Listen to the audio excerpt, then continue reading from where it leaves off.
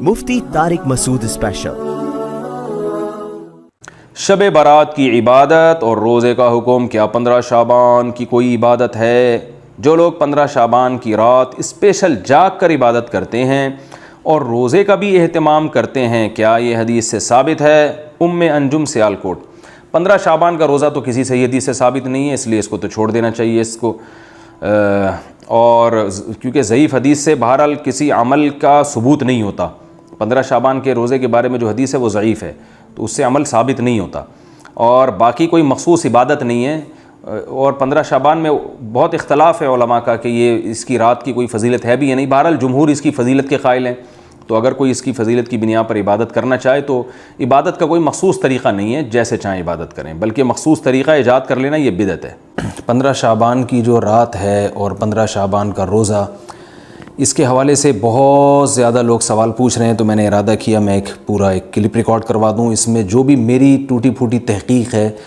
جو میں نے احادیث دیکھی اس بارے میں اور جو علماء کے اقوال دیکھے، اور جتنا میں اس کی ریسرچ کر سکا ہوں، اس کا ایک خلاصہ آپ کے سامنے رکھ دوں۔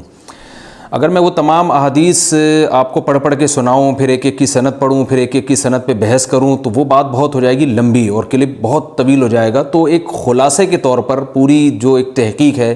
وہ میں آپ کے سامنے رکھنا چاہتا ہوں۔ تو 15 شعبان کی جو رات ہے، جس کو شب برات کہا جاتا ہے، اس کا نام شب برات کسی بھی حدیث سے ثابت نہیں ہے، اس لیے عرب اس کو اکثر لیلۃ النصف من شعبان کہتے ہیں، کہ شعبان کے جو نصف ہے اس کی رات۔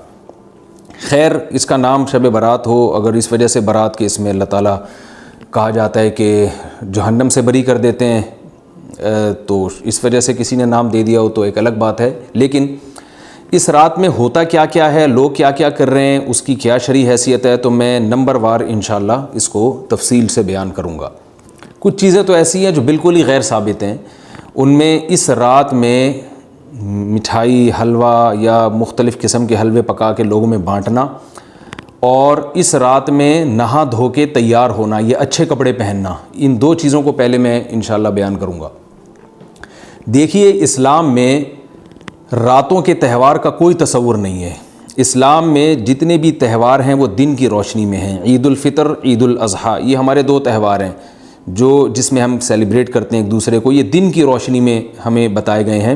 غیر مسلموں کے تہوار رات کو ہوتے ہیں، جیسے عیسائیوں کے تہوار کرسمس آپ دیکھیں رات کو ہوتا ہے۔ تو اس کی وجہ یہ ہے کہ اسلام نے دن کی روشنی میں تہوار رکھے ہیں۔ بہت ساری حکمتیں اس میں ہو سکتی ہیں، پوری حکمتیں تو ہم نہیں جانتے، لیکن کچھ سرسری غور سے کچھ حکمتیں ہمارے سامنے آتی ہیں کہ رات کا وقت ایسی چیز ہے جو اللہ نے عبادت کے لیے بنایا یا آرام کرنے کے لیے، سونے کے لیے بنایا۔ رات میں اگر آپ سیلیبریٹ کریں گے کسی بھی عمل، یعنی کوئی خوشی منائیں گے، تو اس میں انسان کی گناہوں کی طرف توجہ زیادہ جاتی ہے۔ جیسے آپ دیکھیں کرسمس میں شرابیں پی جاتی ہیں، اور جو بھی غیر مسلموں کے تہوار ہیں اس میں بھی چراغاں ہوتا ہے رات کے وقت۔ تو جبکہ ہمارے ہاں جو عید الفطر ہے وہ دن کی روشنی میں ہم نماز پڑھ کے اس کی ابتدا کرتے ہیں۔ تو آپ کہہ سکتے ہیں کہ شب برات کو کوئی تہوار تو نہیں مانتا، تو دیکھیں تہوار زبان سے ماننا ضروری نہیں ہے۔ آپ اپنے عمل سے جب کوئی ایسا کام کرتے ہیں جو تہواروں میں کیا جاتا ہے، تو اس کا مطلب یہ ہوا کہ آپ اس کو تہوار مان رہے ہیں، یعنی آپ اس کو ایک خوشی کا دن مان رہے ہیں۔ تو نہانا دھونا یا کھانے پکا کے لوگوں میں تقسیم کرنا یا خود کھانا، اور خاص طور پہ حلوہ یعنی میٹھا، یہ چیزیں تہواروں کے موقع پر ہوتی ہیں۔ جیسے ہم عید الفطر والے دن صبح سوئیاں بناتے ہیں، میٹھا بناتے ہیں، کھاتے ہیں، لوگوں کو کھلاتے ہیں، نہاتے ہیں، اچھے کپڑے پہنتے ہیں۔ جمعے والے دن بھی، جمعے میں بھی عید کا عنصر ہے حدیث میں، اس کو بھی عید قرار دیا، اس دن بھی ہم نہا دھو کے کپڑے پہنتے ہیں۔ تو جو لوگ 15 شعبان کی رات کو نہاتے دھوتے ہیں، اسپیشلی اس رات کو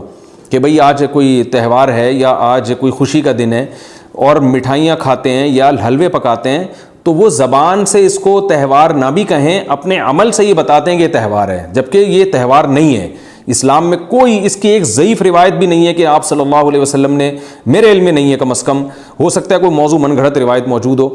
جس میں کوئی کہیں بھی نہیں ہے کہ آپ صلی اللہ علیہ وسلم نے اس رات کو ہمیں نہانے کا حکم دیا ہو، یا اچھے کپڑے پہننے کا حکم دیا ہو، یا کھانے پینے کا یا حلوے کھلانے کا، حلوے مانڈے کا ہمیں حکم دیا ہو۔ تو اللہ کا واسطہ یہ بدعت ہے، اس کو ختم کریں اپنے معاشرے سے۔ اور اسلام میں تہوار کا ٹائم دن میں ہوتا ہے۔ عید الفطر عید الاضحیٰ ہے جس میں ہم دن میں قربانی کرتے ہیں اور کھاتے ہیں پیتے ہیں نہاتے ہیں دھوتے ہیں، راتوں کے یہ کام نہیں ہے، رات کو آپ سوئیں یا عبادت کریں۔ تو ایک چیز تو یہ تھی جو میں بتانا چاہ رہا تھا۔ دوسری چیز، اس رات کو قبرستان جانا، دیکھیے اس بارے میں حدیث پیش کی جاتی ہے، مشہور حدیث ہے، لوگ سنتے رہتے ہیں کہ نبی صلی اللہ علیہ وسلم رات کو اٹھے اور امی عائشہ رضی اللہ تعالیٰ عنہ بھی آپ کے پیچھے چلی گئیں، اور آپ صلی اللہ علیہ وسلم جنت البقیع میں مغفرت کی دعا مانگ کے تشریف لے آئے واپس۔ تو یہ حدیث انتہائی درجے کی ضعیف حدیث ہے، اور ایک تو ضعیف حدیث ہے، دوسری بات یہ کہ اگر ہم تھوڑی دیر کے لیے فرض کر لیں یہ صحیح حدیث ہے اور ہم کہتے ہیں کہ بھئی نبی صلی اللہ علیہ وسلم نے یہ عمل کیا ہے، تو صحابہ میں سے کسی سے ضعیف حدیث سے بھی ثابت نہیں ہے کہ کوئی اس رات قبرستان گئے ہوں۔ حضرت ابو بکر کے بارے میں کوئی روایت نہیں ملتی کہ اس رات قبرستان گئے ہوں، حضرت عمر کے بارے میں کوئی روایت نہیں ملتی، یہ کسی ایک صحابی کے بارے میں نہیں۔ تو آپ مجھے بتائیں کہ یہ کیسی سنت ہے کہ جو صحابہ کی سمجھ میں نہیں آئی اور ہماری سمجھ میں آ گئی ہے؟ تو مشرکین مکہ یہ کہا کرتے تھے لو کان خیرن ما سبقونا الیہ، قرآن مجید کی آیت ہے کہ اگر یہ اسلام میں کوئی خیر ہوتی تو یہ صحابہ ہم سے پہل نہ کرتے، یہ صحابہ نے ہم سے پہل کیا ہے، اس کا مطلب ہے یہ اسلام خیر کا کام نہیں ہے۔ تو مشرکین کو صحابہ سے چونکہ نفرت تھی، اس لیے کہتے تھے کہ یہ چونکہ اسلام کو فالو کر رہے ہیں تو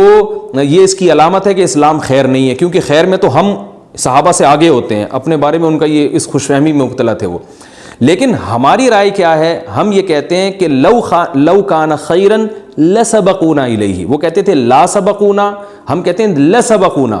کہ اگر کوئی بھی خیر کا کام ہے تو صحابہ ہم سے ضرور اس میں پہل کریں گے، یہ ہو نہیں سکتا کہ خیر کا کام ہو ہم کریں اور صحابہ نے نہ کیا ہو۔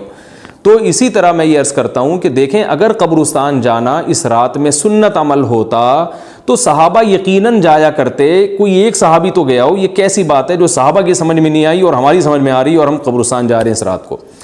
چلیں اگلا اسٹیپ تھوڑی دیر کے لیے فرض کر لیتے ہیں کہ نبی صلی اللہ علیہ وسلم جو ایک رات قبرستان گئے، فرض کر لیں وہ حدیث بھی صحیح ہے، یہ بھی فرض کر لیں کہ صحابہ اگرچہ نہیں گئے مگر ہم صحابہ سے بھی زیادہ آگے نکلنے کی کوشش کرتے ہیں اور صحابہ کو سمجھ میں نہیں آیا، ہمیں سمجھ میں آ گیا، تو چلیں فرض کر لیں تھوڑی دیر کے لیے کہ اس رات کو جانا ہم سنت مان لیتے ہیں، آپ کے دلائل ہم مان لیتے ہیں اور صحابہ کی سمجھ میں نہیں آئے لیکن ہماری سمجھ میں زیادہ آ رہا ہے، ہم فرض کر لیتے ہیں، مان لیتے ہیں کہ اس رات قبرستان جانا سنت ہے۔ تو آپ مجھے بتائیں نبی نے جو عمل جس طرح سے کیا ہو اس طرح سے سنت ہوگا، یا آپ اپنی طرف سے جس کو ہم پشتوں میں کہتے ہیں اخپل طریقے سے کرنا سنت ہے؟ نبی نے فجر کی 2 رکعتیں پڑھی ہیں اور ہر رکعت میں 2 سجدے کیے ہیں، آپ اگر فجر کی 3 رکعتیں پڑھیں گے تو کیا نماز ہو جائے گی آپ کی؟ اب آپ دلیل میں یہ کہیں کہ نبی نے فجر کی نماز پڑھی ہے تو مجھ پر بھی لازم ہے، تو بھائی نبی نے پڑھی ہے تو جیسے نبی کے پڑھنے سے آپ پر پڑھنا لازم ہو گیا تو جس طرح سے پڑھی ہے اسی طرح پڑھنا لازم ہوگا، اخپل طریقے سے پڑھنا لازم نہیں ہوگا۔ تو اسی طرح یاد رکھیں، فرض کر لیں کہ نبی قبرستان گئے ہیں اور یہ قبرستان جانا سنت ہے، تو نبی کس طرح گئے ہیں اور کتنی دفعہ گئے ہیں؟ نبی رات کو چپکے سے اٹھ کے گئے ہیں، کوئی کسی کو آپ نے جمع نہیں کیا، کسی کو بتایا تک نہیں، جو اس حدیث سے پتہ چل رہا ہے ہمیں، اگرچہ یہ ضعیف حدیث ہے لیکن فرض کر لیں یہ صحیح ہے، تو کہیں پتہ بھی نہیں چل رہا، چپکے سے قبرستان گئے اور چپکے سے واپس آئے اور پوری زندگی میں ایک دفعہ گئے، جبکہ ہمارے ہاں ہر سال قبرستان میں لوگ جا رہے ہیں، جب بھی شب برات آتی ہے لوگ قبرستان جاتے ہیں، ہر سال نبی ایک دفعہ گئے اور آپ ہر سال جا رہے ہیں۔ نمبر 2، جاتے جتھوں کی شکل میں، نبی تو چپکے سے گئے ہیں، تو آپ رات کو 2-2:30 بجے ذرا چپکے سے اٹھیں اور تنہائی میں جب قبرستان میں وحشت ہو اور اندھیرا ہو اور وہاں قبرستان جائیں، اتنا دم ہے آپ میں، تو ہم کہیں گے بھئی آپ نے نبی کی سنت کو زندہ کیا ہے۔ لیکن آپ تو جتھوں کی شکل میں جا رہے ہیں، نہا دھو کے جا رہے ہیں، خوشبو لگا کے جا رہے ہیں، تیار ہو کے جا رہے ہیں، اور جو کچھ وہاں خرافات ہو رہی ہیں قبرستان میں وہ تو ساری دنیا کو معلوم ہے، میلے ٹھیلے لگے ہوئے ہیں وہاں پہ، گولے گنڈے بک رہے ہیں، برگر بک رہے ہیں، گول گپے بک رہے ہیں وہاں پہ، اور پھول الگ بک رہے ہیں، ہار پھول قبروں پہ چڑھانے کے لیے۔ کیا بدماشی ہے یہ، کیا منہ دکھائیں گے رسول اللہ صلی اللہ علیہ وسلم کو قیامت کے دن؟ آپ کے سامنے کیا وہ حدیث نہیں ہے کہ نبی صلی اللہ علیہ وسلم نے فرمایا کہ روایت میں آتا ہے کہ کچھ لوگ قرب میدان حشر میں آئیں گے تو ان کے چہرے ایسے ہوں گے جیسے میری امت کے چہرے ہوتے ہیں، میری امت کی شکل ہوتی ہے، حدیث کا مفہوم میں بیان کر رہا ہوں۔ تو جب وہ حوض کوثر کا پانی پینے کے لیے میرے پاس آئیں گے تو فرشتے ان کو بھگائیں گے، سحقن سحقن، تو آپ صلی اللہ علیہ وسلم پوچھیں گے یہ تو میری امت ہے، آپ تو فرشتے کیا کہیں گے کہ یہ آپ کی وہ امت ہے جنہوں نے آپ کے دنیا سے جانے کے بعد دین میں ایسی چیزیں ایجاد کر لی تھیں جن کا آپ نے حکم نہیں دیا، تو آپ کیا فرمائیں گے؟ سحقن سحقن، دور کرو ان سے۔ تو ایسا نہ ہو کہ ہم قیامت کے دن رسول اللہ صلی اللہ علیہ وسلم کی شفاعت سے محروم ہو جائیں. تو اللہ کا واسطہ قبرستان مت جائیں اس رات, گھر میں بیٹھیں آرام سے, یہیں بیٹھ کے میت کے لیے مغفرت کی دعا کریں. اور اگر آپ سمجھتے ہیں نہیں یہ حدیث بالکل صحیح ہے اور جانا لازمی ہے, تو پھر تنہائی میں جائیں, ایسے قبرستان کا انتخاب کریں جہاں آپ کے علاوہ کوئی بھی نہ ہو, اور پھر چپکے سے جائیں اور پتلی گلی سے واپس آ جائیں آپ. اگرچہ ہم تو اس کو بھی نہیں مانتے, لیکن اگر کرنا ہے تو پھر اس طریقے سے عمل کریں اگر آپ حدیث کو فالو کرنا چاہتے ہیں آپ اپنے خیال کے مطابق. تو یہ دو باتیں ہو گئیں. ایک تیسری چیز کیا ہے, کیا قرآن اس رات میں نازل ہوا ہے اور تقدیر کے فیصلے اس رات میں ہوتے ہیں؟ دیکھیے قرآن میں دو جگہ اللہ نے اس مضمون کو بہت وضاحت سے بیان کیا. ایک سورہ دخان میں انا انزلناہ فی لیلۃ مبارکہ, کہ ہم نے اس کو مبارک رات میں نازل کیا, اور اللہ نے فرمایا فیہا یفرق کل امر حکیم, اس میں حکمت والے فیصلے ہوتے ہیں اس رات میں. دوسری جگہ 30ویں پارے میں سورہ قدر میں اللہ نے فرمایا انا انزلناہ فی لیلۃ القدر, ہم نے اس قرآن کو لیلۃ القدر میں نازل کیا, اور اس میں بھی اللہ نے فرمایا تنزل الملائکۃ فیہا,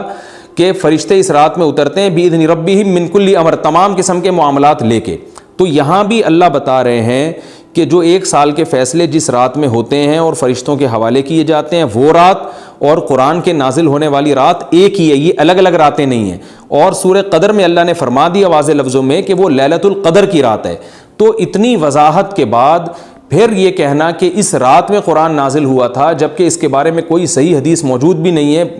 ضعیف یا موضوع روایتیں ہیں, تو یہ بالکل قرآن پر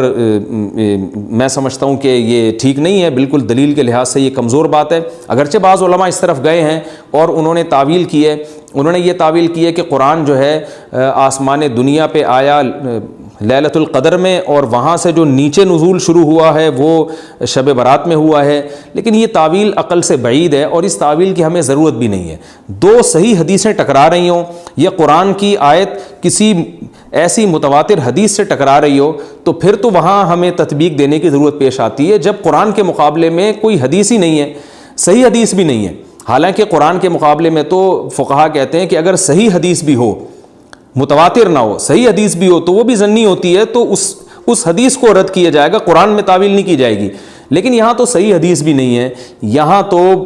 ایک ضعیف روایت ہے اور ضعیف اقوال ہیں, آپ اس کو کیسے قرآن کے مقابلے میں لا سکتے ہیں؟ تو جو بالکل بے غبار بات ہے وہ یہی ہے کہ اللہ تعالیٰ نے قرآن مجید کو لیلۃ القدر میں نازل کیا جو رمضان کے آخری عشرے میں ہوتی ہے, اور اسی لیلۃ القدر میں فیصلے بھی ہوتے ہیں. اور بعض لوگ کہتے ہیں اس میں حرج کیا ہے کہ ہم 15 شعبان کو بھی فرض کر لیں, اس میں قرآن نازل ہوا اور لیلۃ القدر میں بھی. بھائی اس سے لیلۃ القدر کی ویلیو کم ہوتی ہے. اللہ تو لیلۃ القدر کی ویلیو بڑھا رہے ہیں کہ یہ ایسی رات ہے جس میں 1 سال کے فیصلے بھی کر دیے جاتے ہیں اور اس میں قرآن مجید کا نزول بھی شروع ہوا. تو جس رات کو اللہ نے جو پروٹوکول دیا ہے وہی پروٹوکول اس کو دینا چاہیے, آپ اس کو کسی اور رات کو نہ دیں وہ پروٹوکول. تو یہ تیسرا مسئلہ ہوا. پہلا مسئلہ حلوے مانڈے کا اور نہانے دھونے کا, وہ بھی غلط ہے. دوسرا مسئلہ قبرستان جانے کا, وہ بھی ٹھیک نہیں ہے. تیسرا مسئلہ کہ اس رات میں قرآن نازل ہوا اور فیصلے ہوتے ہیں, یہ تیسری بات بھی غلط ہے. نہ تو اس رات میں قرآن نازل ہوا اور نہ اس رات میں فیصلے ہوتے ہیں. چوتھی چیز کہ کیا اس رات میں عبادت کی کوئی فضیلت ہے سرے سے یا نہیں ہے, یہ ایک علمی مسئلہ ہے. تو اس بارے میں خوب اچھی طرح سمجھ لیں کہ اس بارے میں جتنی بھی احادیث ہیں جو اس رات کی فضیلت کے بارے میں ہیں کہ بنو کلب کی بکریوں کے برابر مغفرت ہوتی ہے اور بکریوں کے بالوں کے برابر, اور یا جو بھی اس بارے میں روایات ہیں کہ سب کی بخشش ہو جاتی ہے سوائے اس شخص کے جو کسی کے دل میں کینہ رکھتا ہے, تو یہ جتنی اس رات کی فضیلت میں احادیث ہیں, تو ایک بات تو خوب اچھی طرح سمجھ لیں,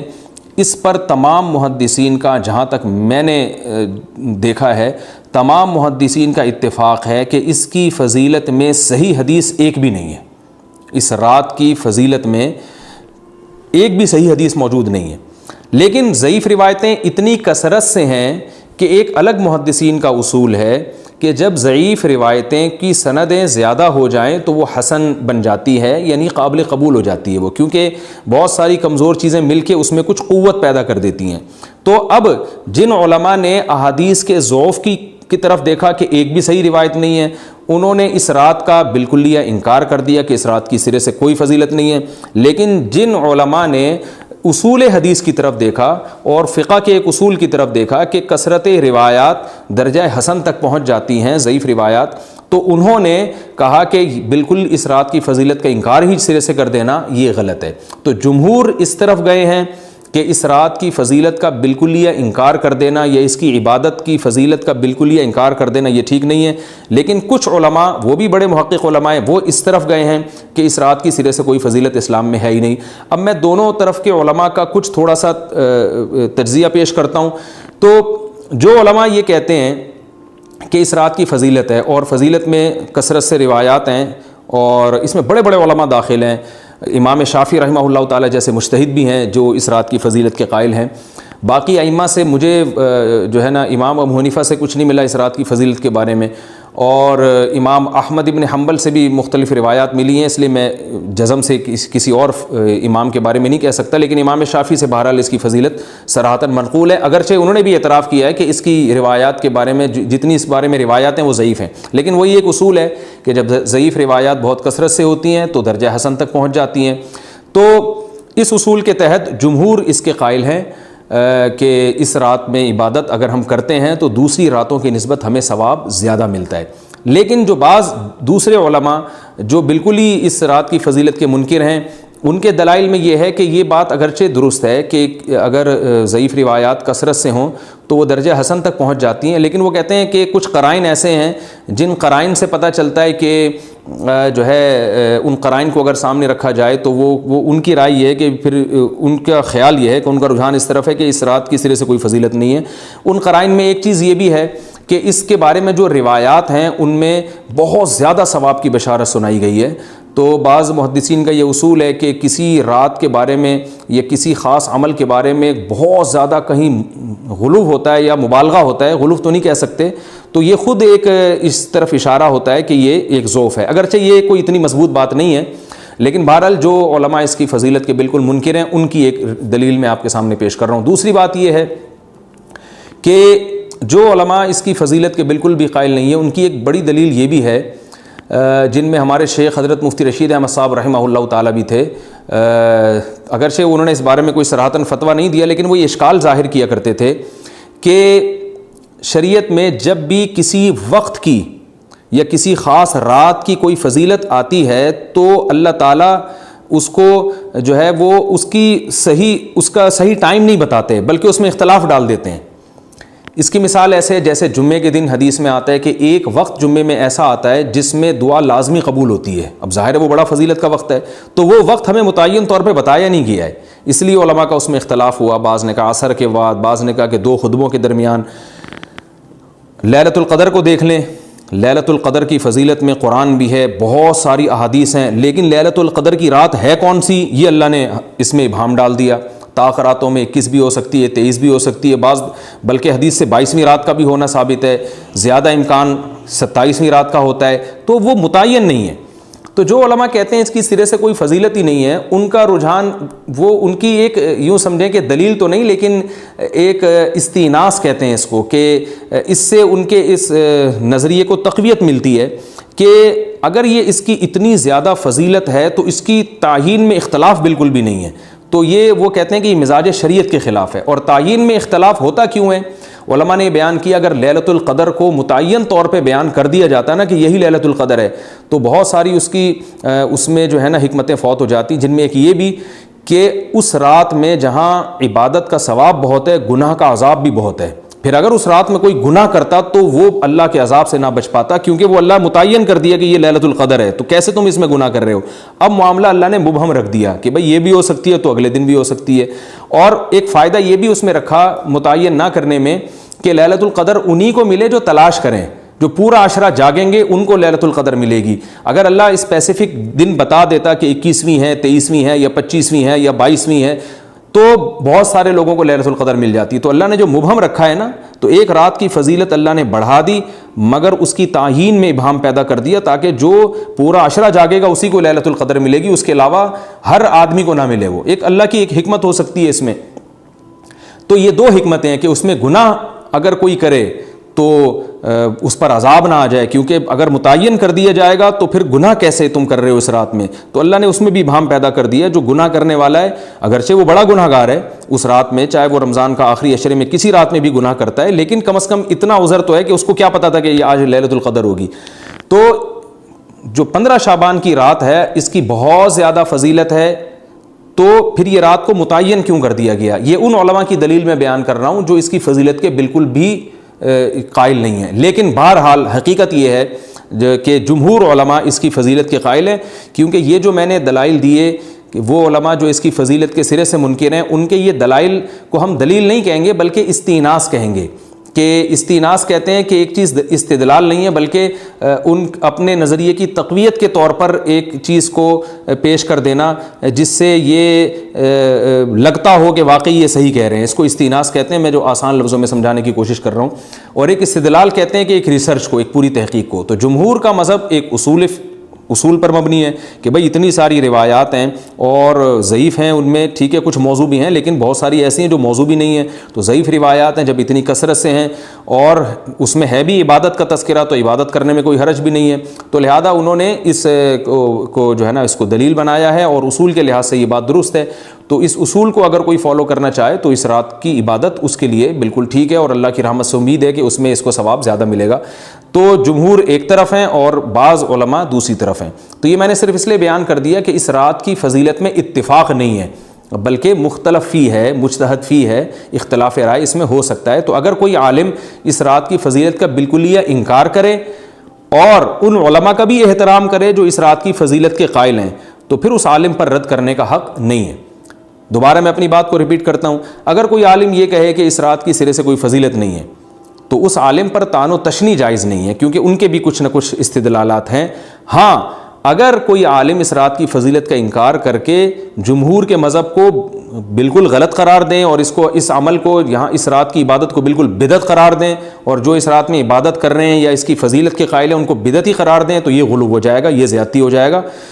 ہو جائے گی جو کہ بالکل غلط ہے. کیونکہ جب دونوں طرف دلائل ہیں تو اعتدال والی رائے اختیار کرنی چاہیے اور کسی ایک طرف بہت زیادہ جھکاؤ یا کسی ایک کو 100% غلط قرار دے دینا، بدعتی قرار دے دینا، یہ درست نہیں ہے. جو ہماری قوم میں ایک مزاج ہے کہ بس اپنی رائے کو مسلط کرتے ہیں اور دوسرے کی رائے کو مانتے ہی نہیں. تو عوام کے لیے کیا ہے؟ لوگ کہتے ہیں مفتی صاحب کنفیوز کر دیا آپ نے تو لٹکا کے چھوڑ دیا ہمیں. بھائی میں کنفیوز نہیں کر رہا، عوام جمہور کے مذہب کو فالو کرے گی. جمہور میں بڑے بڑے علماء ہیں، وہ اس کی فضیلت کے قائل ہیں اور وہ اس کے قائل ہیں کہ اس رات میں عبادت کرنی چاہیے، تو آپ جمہور کے مذہب کو فالو کر سکتے ہیں.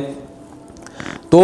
اب یہ بات تو ہو گئی جمہور کا مذہب، میں نے آپ کو بتایا کہ وہ اس رات میں فضیلت کے قائل ہیں کہ اس رات میں عبادت کرنی چاہیے. لیکن کیسے کرنی چاہیے اس پر تمام علماء کا اتفاق ہے کہ مسجد میں جتھے بنا کے جانا یا اجتماعی عبادت کرنا یہ بالکل بدعت ہے، بالکل ناجائز ہے. اسی طرح کوئی مخصوص قسم کی نماز پڑھنا کہ پہلی رکعت میں یہ والی صورت تو دوسری میں یہ والی صورت تو تیسری میں یہ والی صورت، یہ بالکل بدعت ہے. صلاۃ التسبیح کی جماعتیں بدعت ہیں. تو ایک ہی راستہ ہے آپ کے پاس، آپ عبادت کرنا چاہتے ہیں تو انفرادی طور پر ایسے عبادت کریں جیسے عام دنوں میں آپ عبادت کرتے ہیں، یہ ویسے ہی نماز پڑھیں جیسے عام دنوں میں نماز پڑھتے ہیں. کوئی مخصوص صورتیں، مخصوص رکعتیں نہیں ہیں. جتنی اللہ توفیق دے تنہائی میں آپ 2 رکعتیں، تہجد کی 4 رکعتیں، 6 رکعتیں، 8 رکعتیں، 16 رکعتیں، جتنی اللہ توفیق دے آپ رات کو کھڑے ہو کر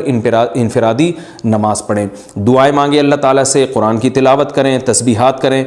جتھے نہ بنائیں مسجد میں، چراغاں نہ کریں، بتیاں نہ لگائیں، قبرستانوں پہ رش نہ کریں. یہ سب ناجائز اور سب حرام ہے، گناہ ہے، اس کا اسلام میں کوئی تصور نہیں. کرنا ہے تو صرف ایک کام آپ کر سکتے ہیں کہ صرف عبادت کریں اور اللہ کی رحمت سے امید کی جا سکتی ہے کہ اللہ تعالیٰ اس رات میں آپ کو عبادت کا دوسری راتوں کی نسبت ثواب عطا فرمائے گا. کیونکہ آپ اگر جمہور علماء کو فالو کر رہے ہیں تو ہمیں یعنی جن کے پاس علم نہیں ہے تو ان کو علماء ہی کو فالو کرنے کا اللہ نے حکم دیا ہے. تو آپ جمہور علماء کی رائے پر عمل کرتے ہوئے اگر عبادت کرنا چاہیں تو اللہ کی رحمت سے امید ہے کہ انشاءاللہ آپ کو ثواب ملے گا. لیکن عبادت کا کوئی مخصوص طریقہ ہرگز نہیں ہے. پمفلٹ بٹ رہے ہوتے ہیں کہ یہ والی صورت پڑھنے سے یہ ہو جائے گا تو یہ والی صورت پڑھنے سے یہ ہو جائے گا، یہ بالکل غلط ہے. تو انفرادی عبادت ہوگی اور ایسے ہی عبادت کا طریقہ ہوگا جیسے پورے سال ہوتا ہے. نماز اسی طرح پڑھی جائے گی جیسے پورے سال پڑھی جاتی ہے، دعائیں مانگی جائیں گی. اپنے طور پر اجتماعی سطح پہ کوئی عمل نہ کیا جائے. اللہ تعالیٰ سے دعا ہے کہ اللہ تعالیٰ ہمیں سمجھنے کی، عمل کرنے کی توفیق عطا فرمائے.